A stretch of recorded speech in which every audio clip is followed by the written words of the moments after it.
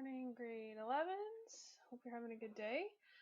Today we're going to continue on in our study of quantities. We're going to be looking at percent composition today.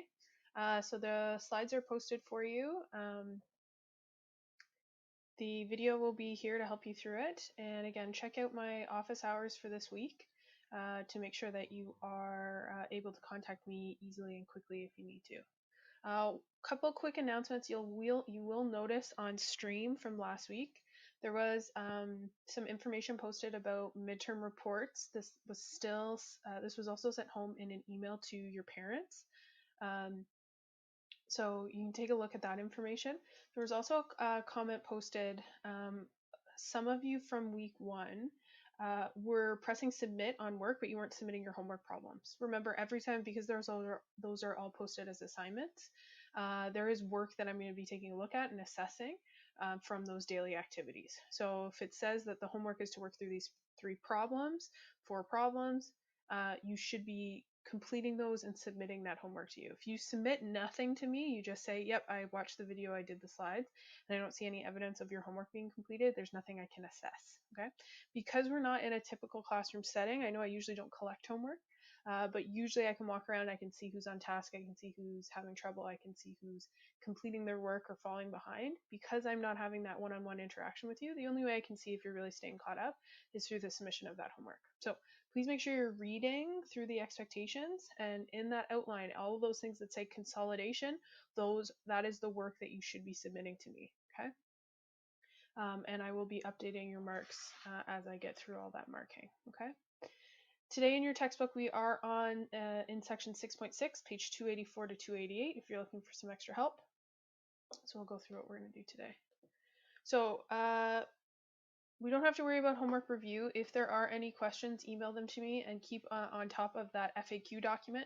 You'll notice that as students post questions that I can provide solutions to, I do update them on the FAQ. You'll also notice that the homework questions are in order, not of which I received them in terms of, Miss, can you help me with this question, but in order of the lesson and the page number and the question number. Okay, so the first few questions are all going to be from lesson 1. The second group will all be from lesson 2. And you'll be able to see in the question, it says, can you please help me with lesson 1, page this, question this, okay? So if you've emailed me saying, can you help me with this question, and you've received a response saying, check out that FAQ document, don't scroll down all the way to the bottom. Look to make sure that you're checking in order, okay? So that's your quick, just if you're having any trouble and you need some extra review with your homework. We're going to talk a little bit about percent composition today. So what fertilizer use is and how that is a good example of what we're going to be talking about today. Then we're going to be looking at percent composition itself, how we calculate it by mass, and how we calculate it by chemical formula. Then I'll be giving you some homework problems that you're going to submit to me on Classroom before the end of the week. Okay. So students, by the end of the class, what we should be able to do is calculate percent composition either from masses or from chemical formulas. Okay. So it's this time of year, it's starting to get nice outside, thankfully. Hopefully you're getting some chances to get a little bit of fresh air and get out of the house to do some walks, even though we're all social distancing. But another thing you may do, if you have some outdoor space, you may be starting to plant or work in a garden or work on your lawn. And if you are buying fertilizer, one of the things that you may notice on fertilizer is every fertilizer has these 3 numbers that you can see down at the bottom. So for example, this first fertilizer here on the left, called Perfectly Natural, has the 555 on the bag right here and the bag right here. The Right Stuff has a 434 written underneath it. If we zoom in, we can see it a little bit better right here. Whereas this Scott's Starter Fertilizer has a 2027-5. Okay. What these are actually percent composition. So it tells you of this fertilizer, how much is made of 3 really important nutrients needed for plant growth it's called the PNK number. So it's the amount of phosphorus, the P, the amount of nitrogen, N, and the K, the amount of potassium. Those 3 elements are really important for plant growth, and a lot of the time those are elements that are missing and make it more difficult for plants to grow. Similar to how you may take a multivitamin every day because you may be deficient in certain vitamins. these are three elements that often are deficient in plants, so they need to be substituted. So often when we add fertilizer, what we're actually trying to do is similar to how you may take a multivitamin, we're giving the plants those three nutrients that they may need. So we can see here, if these three fertilizers were all going to cost the same, the best bang for my buck would probably be this Scott Starter fertilizer, because you can see it has a much higher percentage of two of the three nutrients. They all have about the similar amount of K with 4 or 5%, but there's a lot more phosphorus or nitrogen in this starter fertilizer than in comparison to the right stuff or that perfectly natural. Okay, so perfectly natural is saying 5% of this soil is phosphorus, 5% of this soil is nitrogen, and 5% of this soil is potassium. Whereas the Scots is saying 20% of this fertilizer weight is phosphorus, 27% is nitrogen, and 5% is phosphorus. So you're getting a lot more of those nutrients that we want in this Scott starter in comparison to the other two fertilizers. Okay. So this is a great example of what a percent composition is. It's exactly what it sounds like. Again, we say scientists were not super creative when we name things. So the percent composition is what percentage is something made up of something else. Just like we may know what percentage your body is made of water, okay? So it's the mass percent of an element in a compound. So how much one thing is made of another thing. Now there's two ways we can calculate this. We can do this experimentally in the lab. We can also do this theoretically using the periodic table. Okay, one fun activity that you can actually do is you can really easily calculate the percent composition of sugar in gum. So if you take a piece of, if you have like a kitchen scale, you can do this at home. If you take a piece of gum and you weigh it on that kitchen scale and you know what it weighed before you chew it, okay, and then you chew it for a while and then you take it out and you weigh it again, you are going to lose some mass. And the only mass that you're going to really lose is the sugars or the sweeteners in the gum. Those are the only things that are water soluble. So they're the only things that are actually going to go into your saliva and you're going to swallow. They're going to go into your body. What's going to be left behind is the rest of the ingredients in the gum. So by knowing the mass of the sugar in the gum and the mass of the original piece of gum, after today, you could actually calculate different brands of gum, how much sugar, what the percent composition of the sugar in the gum is. And this is a lab that we often do in the class, but unfortunately we're not together, so you can try it at home if you like once we learn how to do all these calculations. Okay, so we're gonna take a look at some practice problems. So I will disappear here. We're gonna take a look first at experimentally, and then we're gonna practice some theoretical problems. So this says, for example, if we know that water can be made if we mix together hydrogen gas and oxygen gas, and it combines in a 2-to-1 ratio to make 2 waters. Okay, so it says first what we would have to do is determine the mass of the products in the reactants. Well, if we know we have 22.5 grams of water, and I got that number from right here, the mass of water was given to me, and I know the mass of hydrogen was given to me, 2.5 grams, that number was given to me right here, I should be able to figure out how much mass of oxygen was used, right? We know the mass of oxygen in this case is going to be the mass of water, and I'm going to subtract from that the mass of hydrogen. We learned in the law of conservation of mass back in grade 10 that mass or atoms isn't created or destroyed, it's just changed in form. So if we had 22.5 grams of water produced, and we know 2.5 grams of that came from hydrogen, what has to be left over? Well, it has to be 20 grams, okay?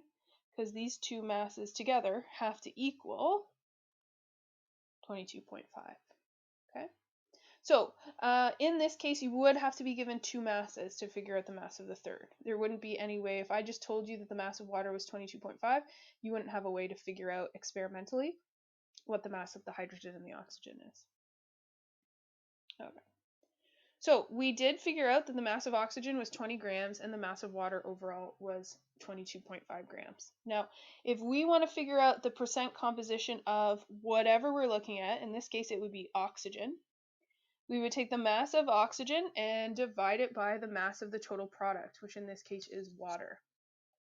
This is no different than calculating a percentage of what you got on a test. Okay, if you get a test and you would say, how many marks did I get out of the total number of marks I possibly could have gotten?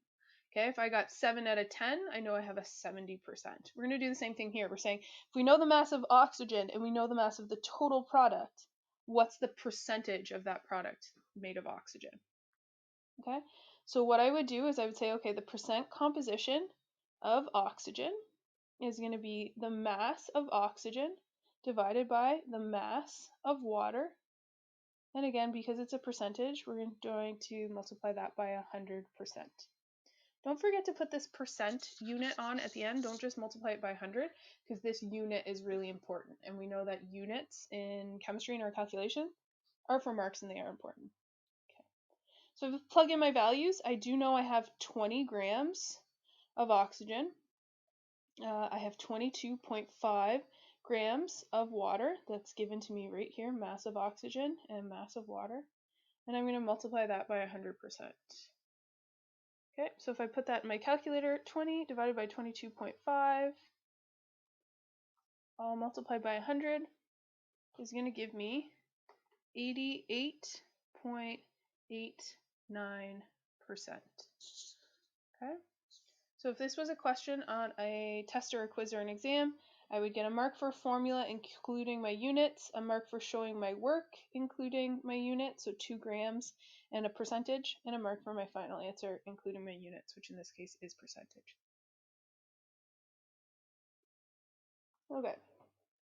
Now, if we aren't in a lab, we still can figure this out theoretically using our periodic table.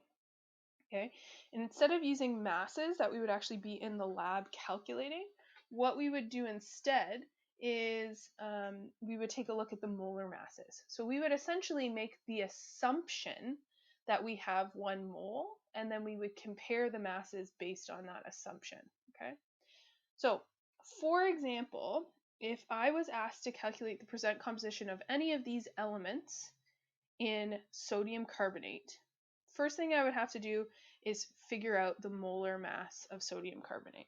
Now, if we look up these numbers on the periodic table, we know the molar mass of sodium is 22.99 grams per mole.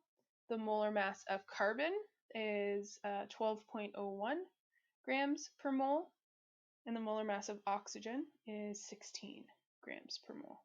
That's all reported on the periodic table, so that's easy for us to look up. Okay. How we would figure it out theoretically now is knowing these values. These are the values we just looked up on the periodic table.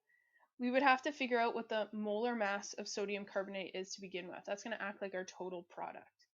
So we learned this last week. We would know the molar mass of Na2CO3 is going to be the molar mass of sodium, and we have to multiply that by 2 because we have 2, plus the molar mass of carbon. We only need 1 of those, and the molar mass of oxygen multiplied by 3, okay, because we have 3 oxygens. So that's going to be 22.99 grams per mole multiplied by 2, plus 12.01 grams per mole, plus 16 grams per mole multiplied by 3. Okay. So if I put that in my calculator,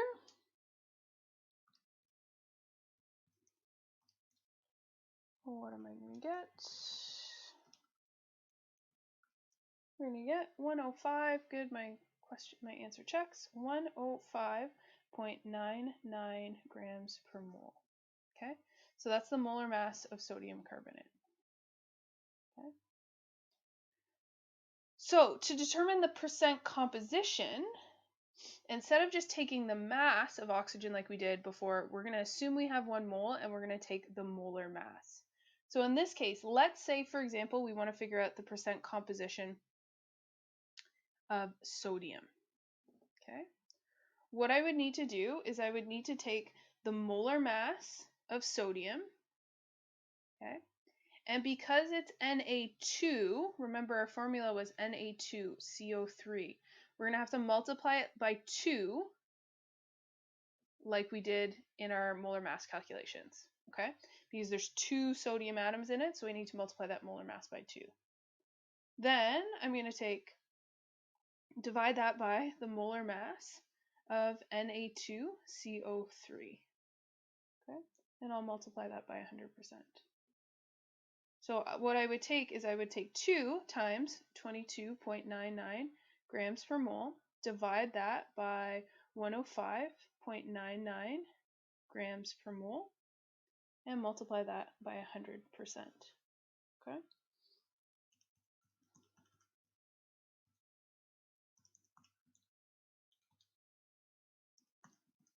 So what I get is 43.38%. Okay? So I know sodium's percent composition is 43.38%. Okay? Now, if I was going to be calculating it for, let's say we'll do oxygen instead. Okay? If I was asked what's the percent composition of oxygen in sodium carbonate?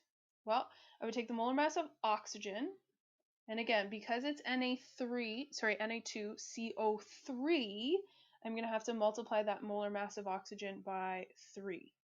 Okay? Because I have 3 oxygen atoms. Okay, so in this case, I would take 16 grams per mole. I'm going to multiply that by 3. And I'm going to divide that by 105.99 grams per mole. Multiply that by 100%. So what would I get here?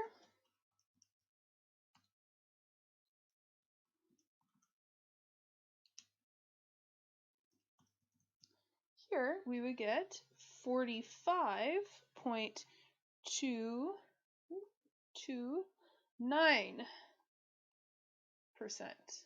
That's how much oxygen is made up.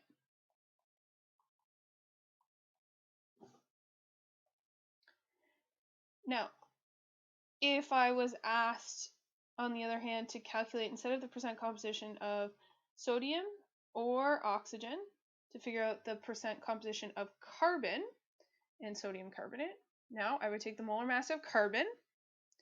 I only have this time 1 carbon atom, so I don't need to multiply it by anything. So what I would get here is 12.01 grams per mole divided by 105.99 grams per mole times 100%. What would I get there?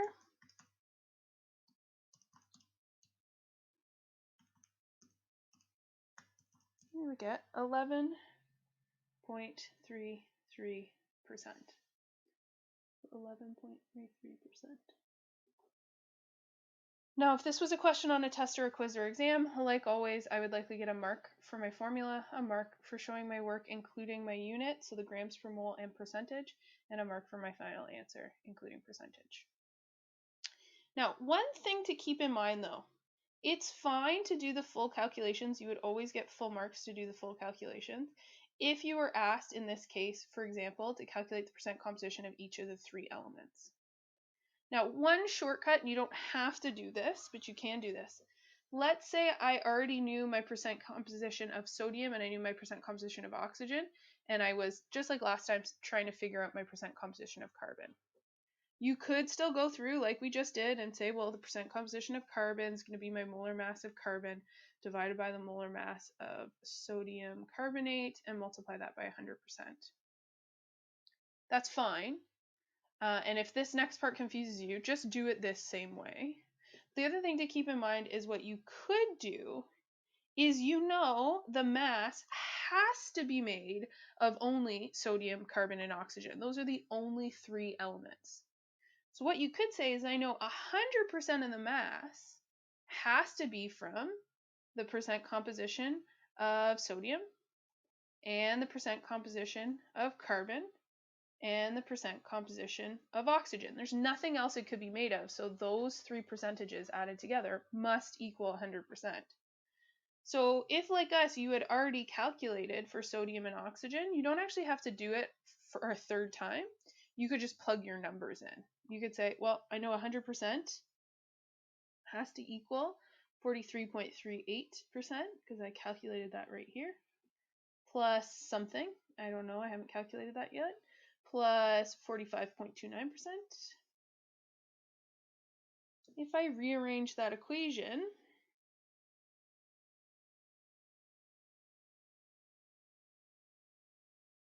I'm going to get this, which would give me, if I plug that in, 100 minus 43.38 minus 45.29 gives me 11.33%. And if you look, this number is the same as this number right here. Okay? So either of those ways, if you have two elements and you're asked for both and you figure out one, you could just subtract it from the other. Or in this case, if you have three and you've calculated two and you just need to figure out that last one, and either of those two options are fine for you to use to figure out the final formula. Whatever one's easier for you, use that one. Okay, let's do one more time. It says, theoretically, what's the percent composition of potassium and potassium permanganate? Okay, so I know to figure out the percent composition of potassium, I'm going to take my molar mass of potassium and divide that by the molar mass of potassium permanganate, KMnO4, and I'm going to multiply that by 100%. Okay. So my molar mass, and I don't need to multiply this by anything because I only have one potassium. The molar mass of potassium is 39.10 grams per mole. I got that off the periodic table. My molar mass I have to calculate. So molar mass of KMnO4 is going to be the molar mass of potassium plus the molar mass of manganese plus 4 times the molar mass of oxygen because it's KMnO4. So it's going to be 39.10 grams per mole. If I look up manganese on the periodic table, it's 54.93 grams per mole. That's element 25, plus 4 times 16 grams per mole per oxygen.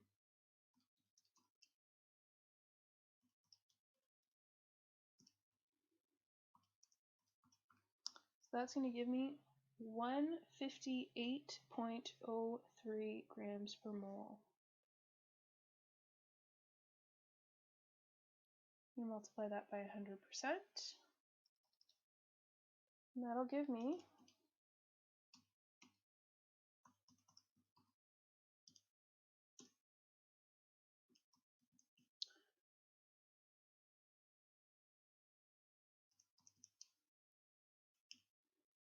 24.74%.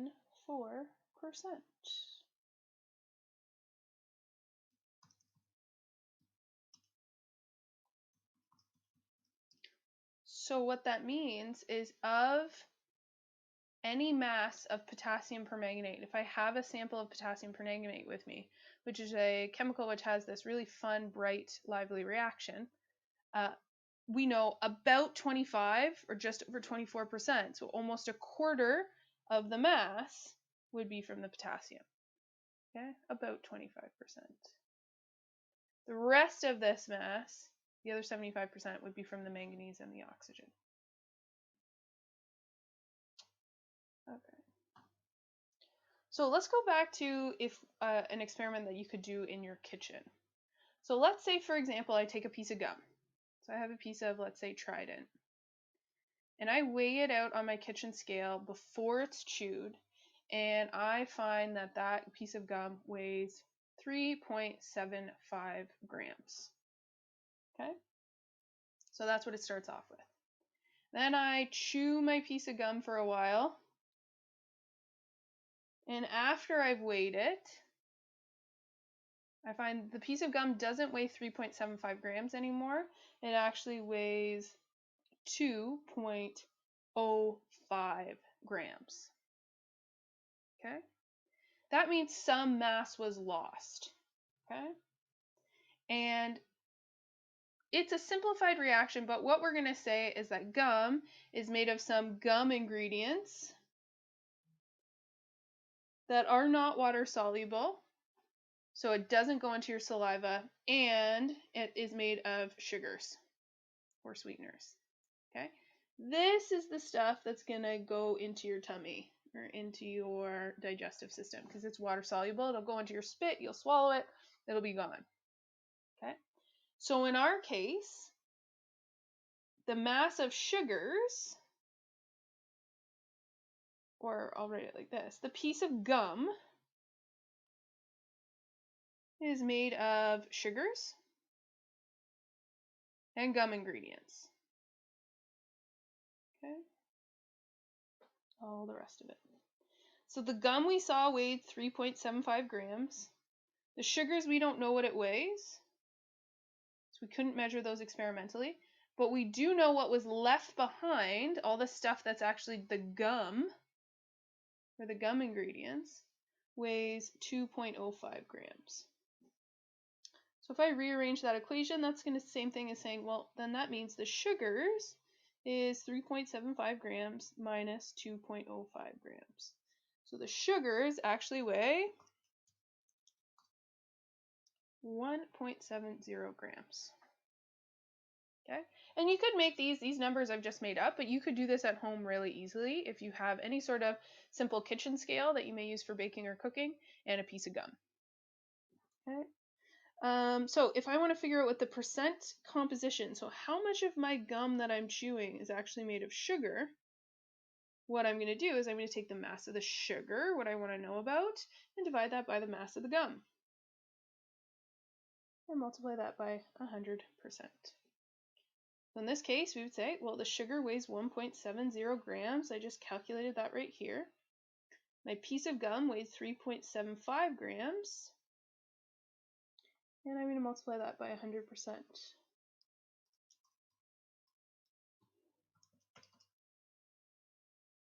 That's going to give me 45.33%. So that means almost half of this piece of gum is made of sugar. Now, I've done this experiment a number of times in my class with different brands of gums, and we usually get that a piece of gum is usually between 40 and sometimes up to 70% sugars, depending on the brand that you're using. So this is a really simple experiment that you can do at home, and you can compare different brands, and you can see which ones have less sugar or more sugar, and which ones you can make some hypotheses and see if those hypotheses match your calculations. Okay, how I'd like to end off today, there's a few questions from your textbook on page 288, so questions 1 to 2, 5, and 7. Seems like everyone after last week is having an easier time getting on your textbook. Email me if you have any problems getting online. But other than that, stay healthy, stay safe, and stay home.